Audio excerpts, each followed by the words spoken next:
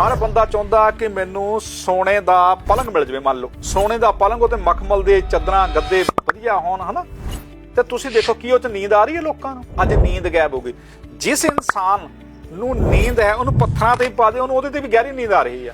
ਹੁਣ ਅਸੀਂ ਸੁੱਖ ਸੁਵਿਧਾ ਦੀਆਂ ਚੀਜ਼ਾਂ ਬਣਾ ਲਈਆਂ ਪਰ ਨੀਂਦ ਗਾਇਬ ਚਲੀ। 36 ਪ੍ਰਕਾਰ ਦੇ व्यंजन ਅੱਗੇ ਰੱਖ ਲਓ ਪਰ ਭੁੱਖ ਹੀ ਹੈ ਨਹੀਂ। ਖਾਣ ਨੂੰ ਡਾਕਟਰਾਂ ਨੇ ਮਨਾ ਕਰ ਦਿੱਤਾ ਕਿਉਂਕਿ ਸੰਸਾਰਿਕ ਭੌਤਿਕ ਸੁੱਖਾਂ ਲਈ ਅਸੀਂ ਬਾਹਰ ਮੁਖੀ ਬਹੁਤ ਜ਼ਿਆਦਾ ਹੋਣ ਕਰਕੇ ਅਸੀਂ ਆਪਣੇ ਆਪ ਨੂੰ, ਸਰੀਰ ਨੂੰ ਵੀ ਤੋੜ ਲਿਆ। ਇੰਨਾ ਕੁ ਤੋੜ ਲਿਆ ਵੀ ਸ਼ਾਇਦ ਉਹ ਚੋਂ ਸੁੱਖ ਮਿਲ ਜੂ, ਉਹਦੇ ਚੋਂ ਸੁੱਖ ਮਿਲ ਜੂ, ਸ਼ਾਇਦ ਉਹ ਚੋਂ ਸੁੱਖ ਤੁਹਾਨੂੰ ਉਦੋਂ ਨਹੀਂ, ਸੁੱਖ ਤੁਹਾਨੂੰ ਤੁਹਾਡੇ ਅੰਦਰੋਂ ਹੀ ਮਿਲਣਾ ਹੈ।